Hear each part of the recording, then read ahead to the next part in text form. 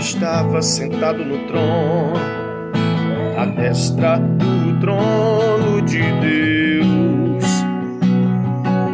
O leão, o cordeiro, o filho, o sacerdote, o sacrifício, o seu rosto como o sol, mas na sua força resplandece.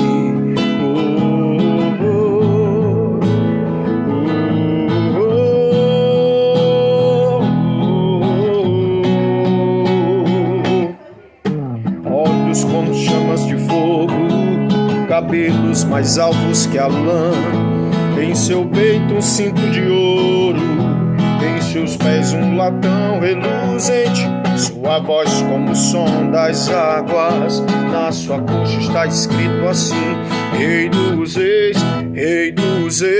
e Senhor dos senhores. Quem é esse?